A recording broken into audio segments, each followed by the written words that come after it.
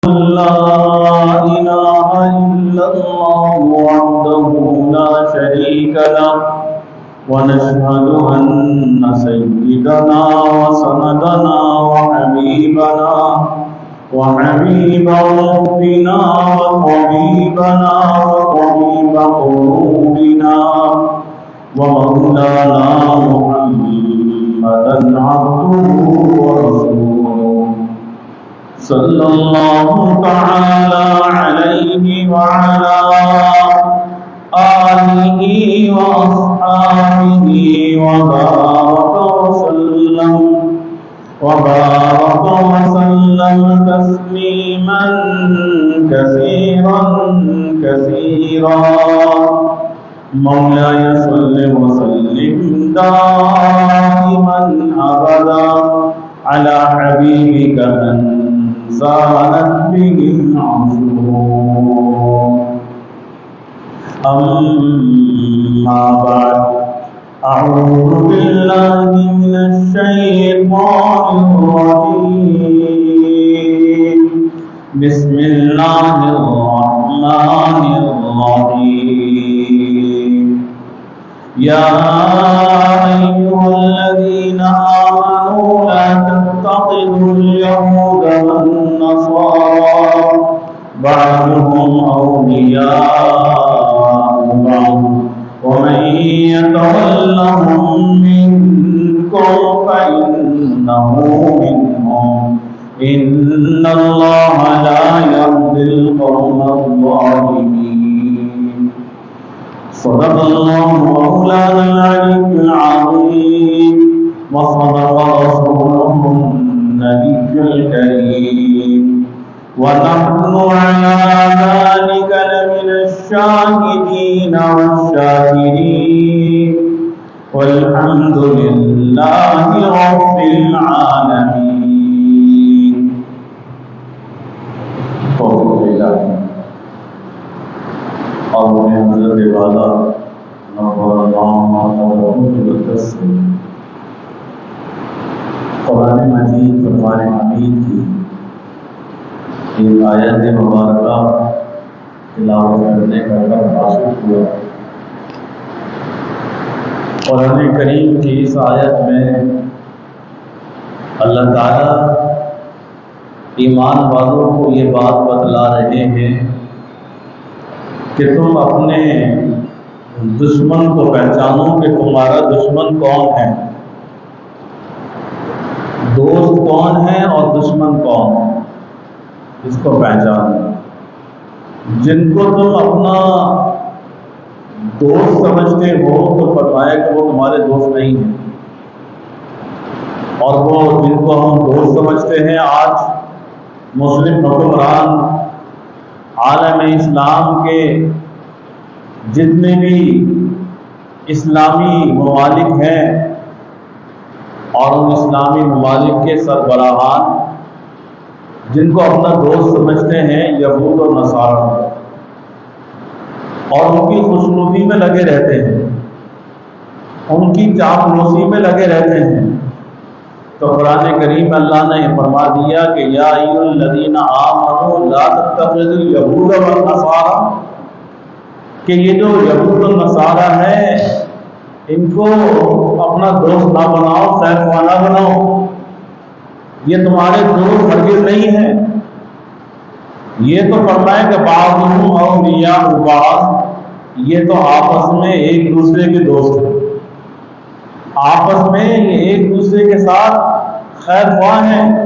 یہودی عیسائیوں کے خیر خواہ ہیں، عیسائی یہودیوں کے خیر خواہ ہیں.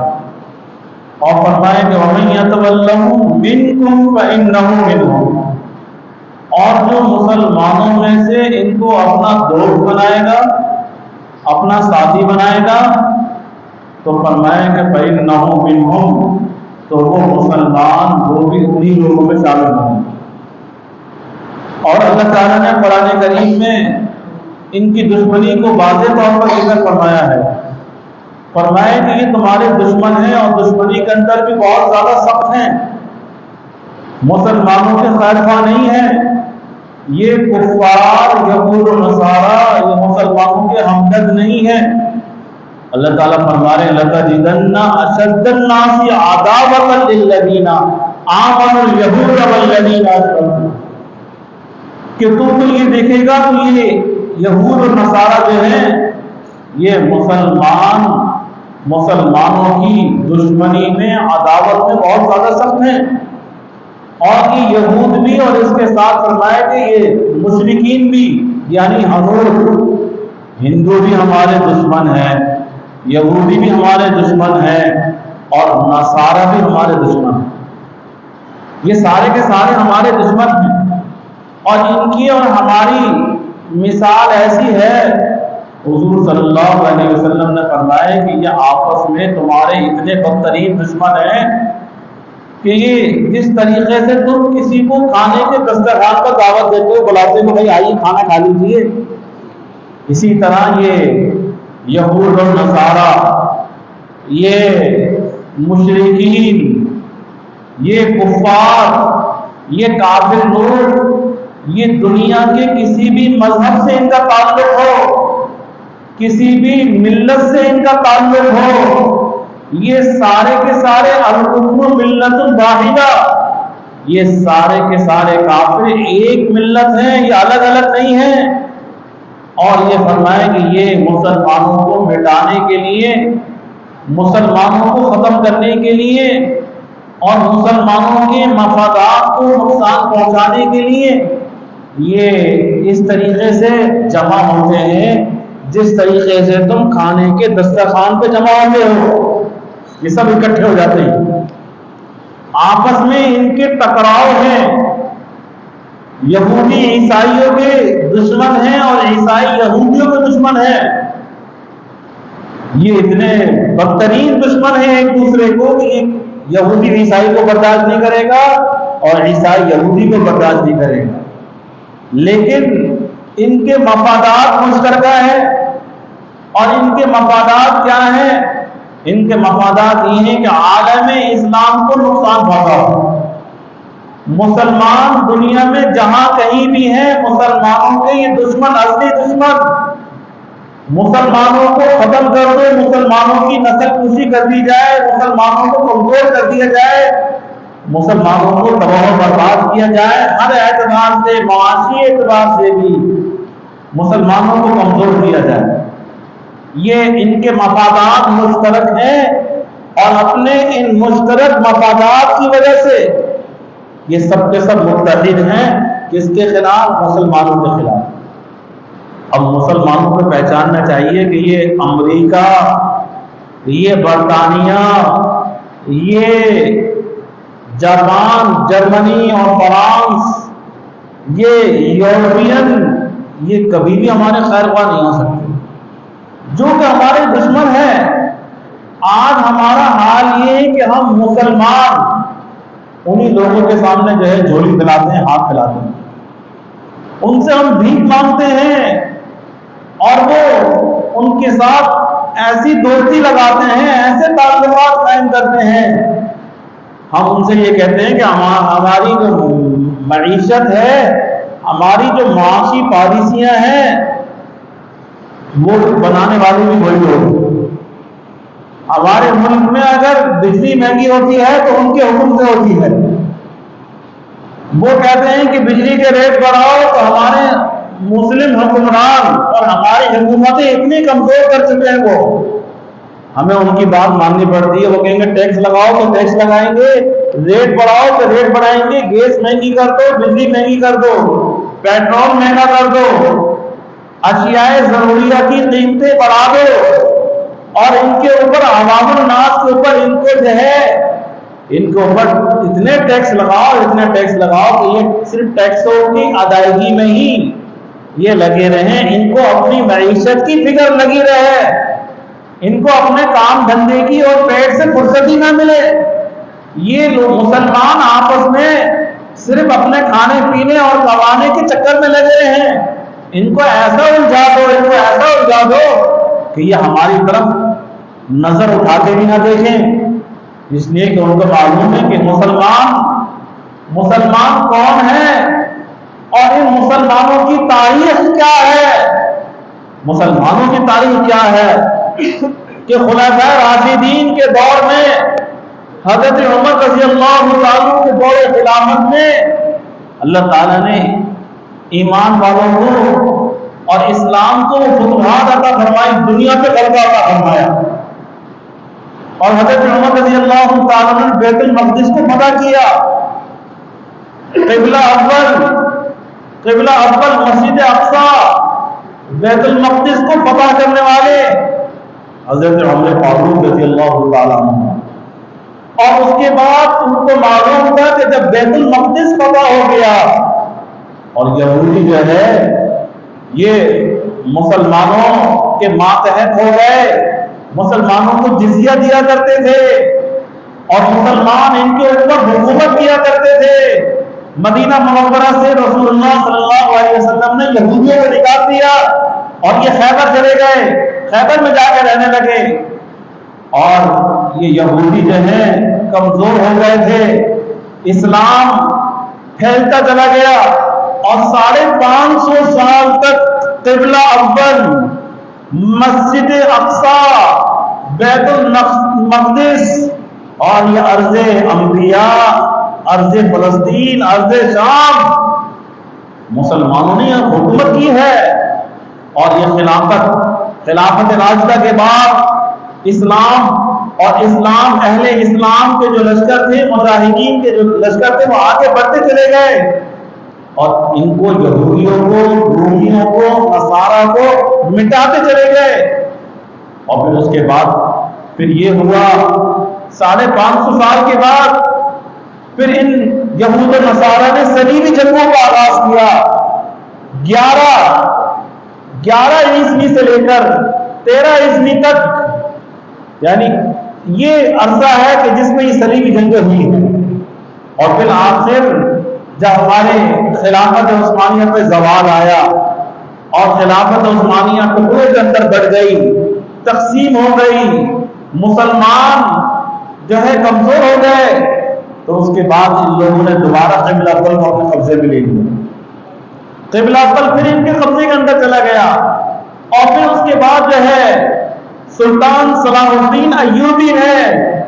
قبلہ اول کو آزاد کروایا ہے، فلسطین کو فتح کیا ہے،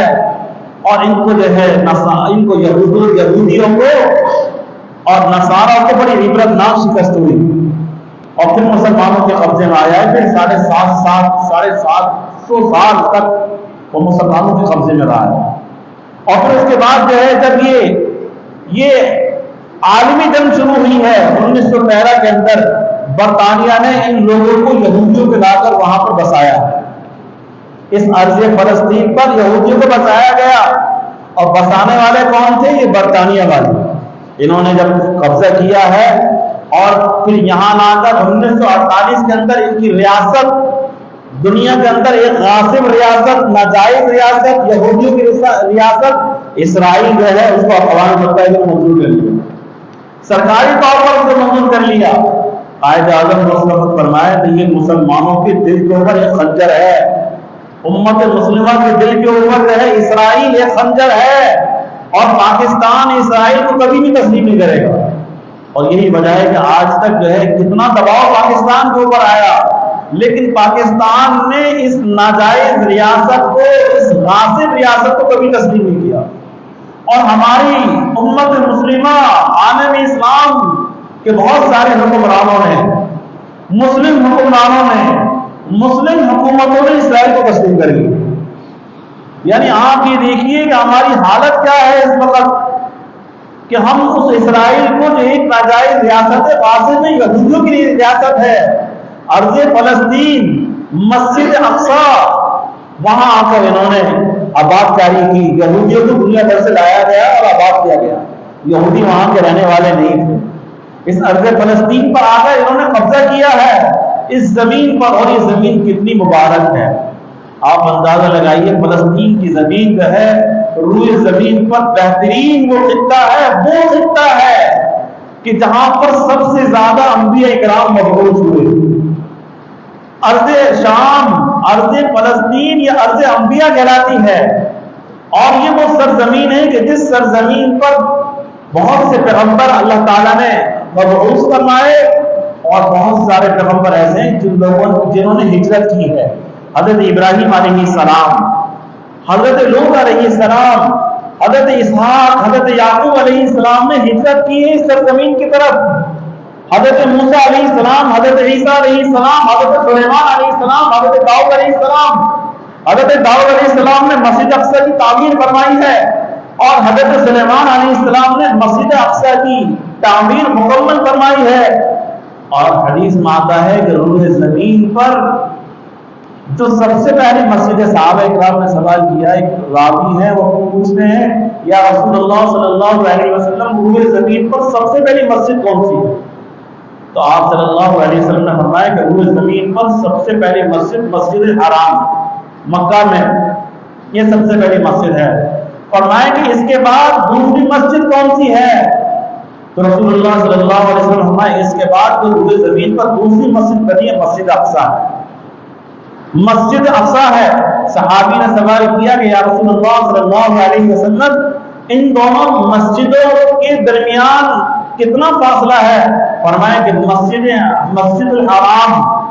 مسجد الحرام کے بننے کے بعد مسجد اقصی جو بنی ہے 40 سال کے بعد بنی ہے. یعنی مسجد الحرام دنیا کی سب سے پہلی مسجد ہے اور 40 سال کے بعد جو ہے مسجد اقصی بنی ہے. تو ظاہر بات ہے مسجد الحرام کی سب سے پہلے جو تعمیر کرنے والے ہیں وہ حضرت آدم علیہ السلام ہیں اور 40 سال کے بعد مسجد اقصی کی جو تعمیر فرمائی ہے وہ بھی حضرت آدم علیہ السلام نے فرمائی ہے. اور پھر اس کے بعد داؤد علیہ السلام کے دور میں اور زمانے کے اندر اس کی دوبارہ تعمیر ہوئی. داؤد علیہ السلام نے اس کی تعمیر شروع فرمائی. اللہ تعالیٰ نے ربی فرمائی کہ اب اس کی تعمیر کو مکمل فرمائیں گے وہ سلیمان علیہ السلام، وہ اس کی تعمیر کو مکمل فرمائیں گے. اور حضرت سلیمان علیہ السلام نے اس کی تعمیر کو کس طرح مکمل فرمایا ہے کہ جب جنات کے ذریعے سے اس کی تعمیر ہوا کرتی تھی. جنات اس کی تعمیر میں مزدوری کیا کرتے تھے، پتھر اٹھا کے لایا کرتے تھے، تعمیر کیا کرتے تھے. جب سلیمان علیہ السلام کا وقت آ گیا تو اللہ تعالیٰ سے فرمایا کہ باری تعالیٰ اگر ان جنات کو معلوم ہو گیا کہ اگر میرا انتقال ہو گیا تو یہ جنات تعمیر روک دیں گے. چنانچہ آپ ایک عصا لے کر ایک لاٹھی کے سہارے کھڑے رہے اور ان کی روح قبض ہو گئی جب تک مسجد اقصی کی تعمیر چلتی رہی. اس وقت تک جو ہے آپ کھڑے رہے، جنات سمجھ رہے تھے کہ آپ جو ہے سارے کام کو معائنہ کر رہے ہیں. اور جس وقت مسجد اقصی کی تعمیر مکمل ہو گئی، تعمیر مکمل ہونے کے بعد اس لاٹھی کے اندر ایک دیمک کا کیڑا لگا جس نے اس عصا کو کھا لیا. اور جب وہ اس کو کھایا ہے تب وہ آپ اس کا سہارا آپ کا ختم ہوا تو تب معلوم یہ ہوا کہ آپ وصال فرما چکے ہیں. تو یہ مسجد اقصی، یہ بیت المقدس، یہ مسلمانوں کا قبلہ اول بھی ہے. رسول اللہ صلی اللہ علیہ وسلم نے ابتداء اسلام میں اس کی طرف منہ کر کے نماز پڑھی ہے اور روایات کے اندر آتا ہے کہ 16 مہینے یا 18 مہینے تک صحابہ کرام نے رسول اللہ صلی اللہ علیہ وسلم کے ساتھ اس مسجد اقصی کی طرف منہ کر کے نماز پڑھی ہے. قبلہ اول بھی ہے، عرص انبیاء ہے. رسول اللہ صلی اللہ علیہ وسلم جب معراج پر تشریف لے گئے تو آپ کا جو سفر شروع ہوا مسجد الحرام سے مسجد اقصی تک، اور اس مسجد اقصی میں آپ نے تمام انبیاء کی امامت فرمائی ہے اور آپ کو تمام انبیاء کی امامت کرنے پر امام الانبیاء کا لقب حاصل ہوا ہے. اللہ تعالیٰ نے تمام انبیاء کو اس مسجد اقصی میں جمع فرمایا ہے. یہ القدس کی جو وادی ہے، جو مسجد اقصی ہے، یہ ارض فلسطین ہے، یہ انبیاء کی میراث ہے اور انبیاء کی جو میراث ہے اس کے حقیقی وارث مسلمان ہیں. یہ سرزمین مسلمانوں کی ہے، یہ خطہ مسلمانوں کا ہے، القدس کی وادی مسلمانوں کی ہے، شام اور فلسطین یہ سرزمین انبیاء. اور یہ وہ سرزمین ہے جس سرزمین کے لیے قرآن کریم اللہ تعالیٰ نے والتین والزیتون، زیتون کی قسم کھائی ہے اور زیتون کے جو درخت ہیں وہ اسی سرزمین کے اندر ہیں. حضرت عیسیٰ علیہ السلام کو آسمانوں کو اٹھایا گیا حضرت عیسیٰ علیہ السلام کی ولادت ہوئی، حضرت عیسیٰ علیہ السلام کو آسمانوں پر اٹھایا گیا، اسی زمین سے اٹھایا گیا، اور پھر اسی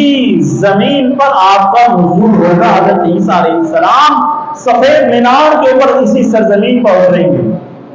حضرت عیسیٰ علیہ السلام جو ہے اسی سرزمین پر دجال کو قتل کریں گے۔ فلسطین کے کنارے پر وہ مقام باب بدھ ہے جس پر آ کر آپ دجال کو ماریں گے، دجال کو آپ قتل کریں گے۔ یہی سرزمین ارض فلسطین شام کی جو سرزمین ہے، یہی جو ہے میدان محشر بھی ہے۔ حضرموت کے علاقے سے، حضرموت کے سمندر سے ایک آگ نکلے گی جو لوگوں کو جمع کرے گی اور جمع کر کے اس فلسطین کی سرزمین پر، شام کی سرزمین پر لے کر آئے گی۔ اور یہ وہ سرزمین ہے کہ رسول اللہ صلی اللہ علیہ وسلم نے فرمایا کہ امت کو خبردار کیا کہ قرب قیامت سے پہلے وہ وقت آئے گا، قرب قیامت سے پہلے وہ وقت آئے گا کہ جب میری امت جو ہے 3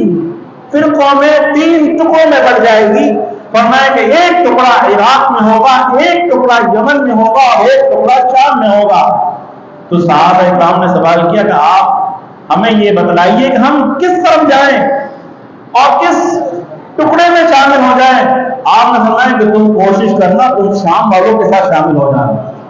اس لیے کہ شام جو ہے یہ ایمان کا گھر ہے، ایمان ہوگا تو شام میں ہوگا، اور جب فتنوں کا ظہور ہوگا، فتنے ظاہر ہوں گے، حضرت مہدی کا جب ظہور ہوگا تو وہ دور اور زمانہ جب آئے گا جب فتنے بہت زیادہ پھیلیں گے، تو اس وقت فرمائے کہ اگر دنیا میں کہیں ایمان باقی ہوگا تو شام میں ہوگا، اگر تم شام نہ جا سکو تو پھر یا تو تم اپنا گھر شام میں بنا لینا، شام چلے جانا، اور اگر شام نہ جا سکے تو پھر تم یمن میں چلے جانا، پھر یمن میں جا کے تم رہنا۔ آپ نے فرمایا کہ یہ شام دنیا میں قرب قیامت سے پہلے اگر ایمان کہیں ہوگا تو شام والوں کے پاس ہوگا، اور اس وقت بھی سب سے زیادہ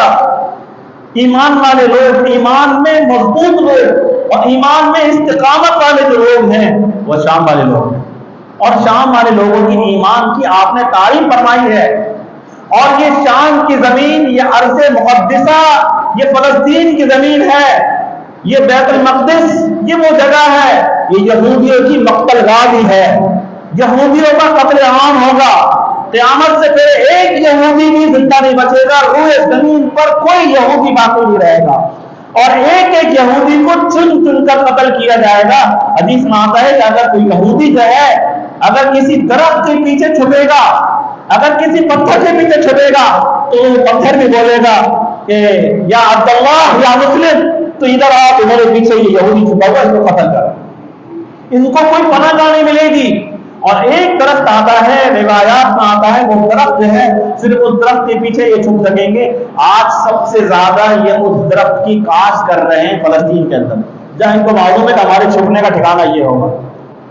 لیکن پھر بھی نہیں بچیں گے۔ قیامت اس وقت تک قائم نہیں ہوگی جب تک زمین پر ایک یہودی بھی زندہ ہوگا، یہودیوں کا اس طرح قتل عام ہوگا، یہودیوں کو قتل کیا جائے گا۔ دنیا کی سب سے ذلیل ترین جو قوم ہے، قرآن میں اللہ نے فرمایا کہ ذلت ان کے لیے مقدر کر دی گئی ہے، انبیاء اکرام کو انہوں نے قتل کیا، اور انبیاء اکرام کو قتل کرنے والے اور انبیاء اکرام کو دشمنی کرنے والے یہ یہودی ہیں،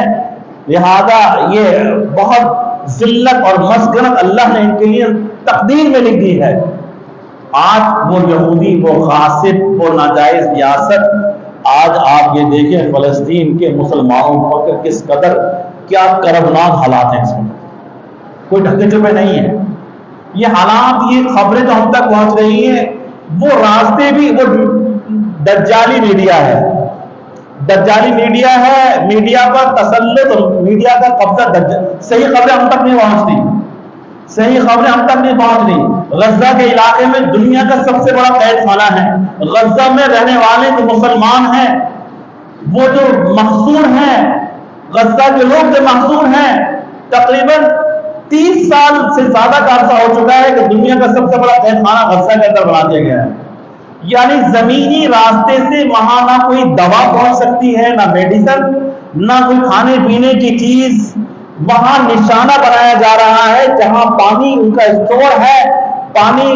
پینے کے مقامات کو تباہ کیا جا رہا ہے، اور اسی طریقے سے بجلی وہاں ختم ہو چکی ہے، بجلی نہیں ہے۔ ہاسپٹل جو ہے وہاں بم کے ذریعے سے ان کے تمام ہاسپٹل تباہ ہو چکے ہیں، وہاں پر ہر طرف لاشیں ہیں، زخمی ہیں، وہاں ہر طرف چیخ و پکار ہے، کھانے پینے کی اشیاء نہیں ہے، پینے کے لیے پانی نہیں ہے، بجلی نہیں ہے، موبائل سروس ان کی بند ہے، دنیا سے ان کا رابطہ منقطع ہے۔ اور یہ اسرائیل اور امریکہ اور دنیا کی تمام کفریہ طاقتیں ان کے اوپر وہ تمام بم اور میزائل برسا رہے ہیں کہ ان کو چاہتے ہیں کہ ہم مٹا دیں، اور نہ وہ مٹنے والے ہیں نہ ختم ہونے والے ہیں، وہ لاکھوں کی تعداد میں شہید ہو گئے اور ہو رہے ہیں۔ لیکن وہ یاد رکھیے، وہ جو اگر جنگ لڑ رہے ہیں، وہ جہاد کر رہے ہیں، وہ جہاد صرف ان کا نہیں ہے، ساری امت کا جہاد ہے۔ القدس بیت المقدس پوری امت کا ہے، مسجد اقصی پوری امت کی ہے، یہ ارض فلسطین، ارض شام، یہ امت کی امانت ہے۔ جب خلافت عثمانیہ کا زوال آیا اور جو اس کے آخری بادشاہ تھے سلطان عبدالحمید ثانی، اس کو کہا گیا کہ آپ لکھ کے دے دیجئے یہودیوں کو یہ علاقہ، اس نے کہا کہ میں لکھ کے کبھی بھی نہیں دوں گا، اس کی وجہ یہ کہ یہ میرا نہیں ہے، یہ امت مالک ہے اس کی، یہ پوری امت کا ہے، مسجد اقصی پوری امت کی ہے، فلسطین اور ارض شام پوری امت کا ہے۔ یہ نہیں کہ میں آپ کو لکھ کر دے دوں گا کہ میں نے آپ کے حوالے کر دیا۔ آج امت سوئی ہوئی ہے، مسلم حکمران غفلت کا شکار ہیں، ہم ان سے اپنی پینگے بڑھا رہے ہیں، ہم جب پیالہ ان کے سامنے پھیلاتے ہیں، جھولی ان کے سامنے پھیلاتے ہیں، تو پھر ہم کہاں ان سے ان کی آنکھوں میں آنکھیں ڈال کے بات کریں گے؟ مسلم حکمران 57 اسلامی ممالک ہیں، 22 عرب ممالک ہیں، 7 خلیجی ممالک ہیں، اور یہ اسرائیل اتنا سا ہے، اتنا چھوٹا سا ہے۔ اگر مسلمان مل کر یہ صرف 57 اسلامی ممالک اس کو تھوک دے، یہ ویسے مسلمانوں کو تھوک کے دو کے بن جائے، اتنا سا اسرائیل ہے۔ اور وہ اسرائیل مسلمانوں کو آنکھیں دکھا رہا ہے، اور وہ اسرائیل فلسطین میں مسلمانوں کا قتل عام کر رہا ہے، اور وہ اسرائیل وہاں پر مسلمان بیٹوں کو قید میں ڈالا ہوا ہے، مسلمان ماؤں کو قید میں ڈالا ہوا ہے، وہاں پر مسلمانوں کے لیے کھانے پینے کی اشیاء کو اس نے بالکل تمام راستوں کو بند کر دیا ہے، پانی کے راستے کو بند کر دیا ہے، زمینی تمام راستوں کو بند کر دیا ہے۔ کوئی مسلم حکمران ایسا نہیں ہے کہ جو اسرائیل کے آگے کھڑا ہو سکے، مقابلہ کر سکے، امریکہ کو آنکھیں دکھا سکے، برطانیہ کو آنکھیں دکھا سکے۔ ہم بھیگی بلی بن کے پیچھے ہٹ جاتے ہیں۔ آج ارض مقدس فلسطین پکار رہی ہے، کوئی عمر بن عبدالعزیز کوئی پیدا ہو جائے امت میں، کوئی صلاح الدین ایوبی ہے، کوئی صلاح الدین ایوبی کے استاد نور الدین زنگی ہے، یاد رکھیے خدا کی قسم اس امت کے اندر آج بھی صلاح الدین ایوبی ہے، لیکن صلاح الدین ایوبی کا استاد نور الدین زنگی نہیں ہے۔ نور الدین زنگی وہ استاد نہیں ہے جس نے صلاح الدین ایوبی کو ایوبی بنایا تھا، جس نے بیت المقدس کو فتح کیا تھا۔ آج وہ ارض مقدسہ ہماری طرف دیکھ رہی ہے اور ہم غفلت کا شکار ہیں۔ ان حالات کے اندر ہمیں کیا کرنا چاہیے؟ ایک تو یہ کہ اللہ کی بارگاہ میں رو رو کے دعا کریں، اپنے گناہوں کی معافی مانگیں، توبہ کریں، استغفار کریں، اور ان فلسطینی بھائیوں کے لیے شام کے وہ مسلمانوں کے لیے اللہ کے آگے اللہ سے مدد مانگے، اللہ ان کی حفاظت فرما، ان کی مدد فرما، یا اللہ ان غاصب اور ان بدبخت یہودیوں کو، اسرائیل کو تباہ و برباد فرما۔ ہم دعا تو کر سکتے ہیں، لیکن آج مسلمان کی زبان سے ان مسلمان بھائیوں کے لیے دعا بھی نہیں نکلتی۔ اور اس کے ساتھ ساتھ سب سے بڑا کام کیا ہے؟ سب سے بڑا کام یہ کہ ان کی مصنوعات کا بائیکاٹ کریں، ان کی مصنوعات کا ہم بائیکاٹ کریں۔ آج پیپسی کولا، کوکا کولا، میک ڈونلڈ، باقاعدہ پوری لسٹ آپ کو مل جائے گی اسرائیل کی جو مصنوعات ہیں۔ مسلمان تاجر ایک وقت یہ پیپسی جو آپ پی رہے ہیں نا، آپ نے اپنی جیب سے پیپسی کی بوتل خریدی، 100 روپے کی آپ نے بوتل لی، اس میں سے 10 روپے جو ہے اسرائیل کے لیے وقت ہے، وہ اسرائیل کے پاس جاتے ہیں، اور وہ اسرائیل اس سے اسلحہ خریدتا ہے اور اس اسلحے سے ان مسلمانوں کا خون بہاتا ہے۔ لہذا وہاں پر فلسطین میں جو مسلمان قتل ہو رہے ہیں، شہید ہو رہے ہیں، اور ان کا خون بہایا جا رہا ہے، اس خون میں آپ کے پیسے بھی شامل ہیں، آپ بھی برابر کے شریک ہیں، اس لیے کہ آپ پیپسی پینا نہیں چھوڑیں گے، پیپسی کو بیچنا نہیں چھوڑیں گے، کوک کو پینا اور بیچنا نہیں چھوڑیں گے۔ آپ کی شادیوں میں پیپسی کولا رکھی جائے گی، آپ کی شادیوں میں سپرائٹ ہوگی، 7 اپ ہوگی، آپ کی شادیاں نہیں ہوں گی جب تک کہ یہ مظلوم آپ ٹیبلوں پہ نہیں سجائیں گے، دعوتوں میں نہیں رکھیں گے، اور دکاندار تاجر جو ہے جب تک وہ سمجھتا ہے ٹیکسی نہیں بیچوں گا تو میری تجارت میں خسارہ ہو جائے گا، اس سے بڑی بدبختی اور ہماری اور شقی القلبی کیا ہوگی؟ وہاں مسلمانوں کا خون بہ رہا ہے اور ہم ان کی مصنوعات خرید کے ان کو اور ہم مضبوط کر رہے ہیں، ان کی معیشت کو مضبوط کر رہے ہیں۔ بہت افسوسناک پہلو ہے، اور اس افسوسناک پہلو پر اپنے گریبان میں جھانکنے کی ضرورت ہے کہ آج ہم ان کے ساتھ ہمدردی کر رہے ہیں یا ان کے ساتھ ہم جو ہے دشمنی کا برتاؤ کر رہے ہیں۔ یاد رکھیے ہماری سب سے بڑی بدبختی کی بات ہے دشمنی ہے ان لوگوں کے ساتھ۔ مسلمان تاجر اپنی دکان پہ لکھ کے لگا دے کہ بھائی مجھ سے جو ہے ان مصنوعات کا مطالبہ نہ کرو، میں نہیں رکھوں گا،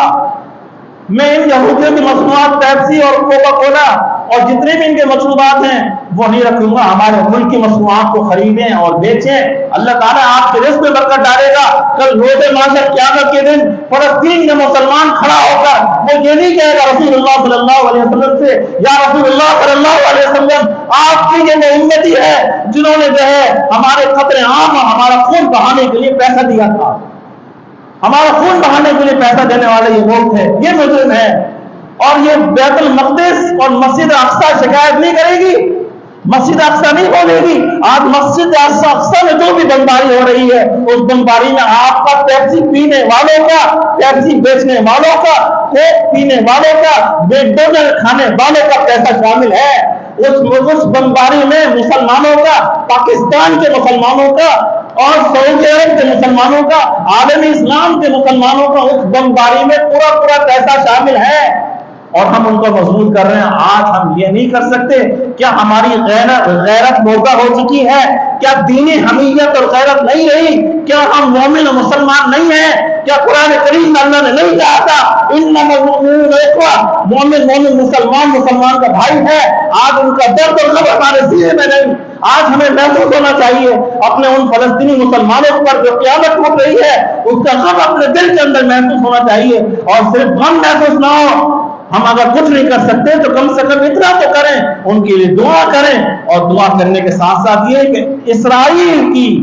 مصنوعات، اور نہ صرف اسرائیل کی نہیں بلکہ امریکہ کی اور برطانیہ کی جتنی خفیہ طاقتیں ہیں ان کی مصنوعات کا آپ بائیکاٹ کریں۔ تمام مسلمان حکمران پابندی لگائیں اپنے اپنے ملک کے اندر کہ ہم یہ کام ان کی مصنوعات کو یہاں فروخت نہیں ہونے دیں گے۔ پورے عالم اسلام کا ذریعے مطالبہ ہونا چاہیے، ہم اپنے حکمرانوں کو مجبور کریں، ان سے ہم مطالبہ کریں، اپنے فلسطینی مسلمانوں سے اظہار یکجہتی کریں، ہمدردی کا اظہار کریں، ان کے لیے دعائیں کریں۔ اللہ تعالی ہم سب کو اس بات کی توفیق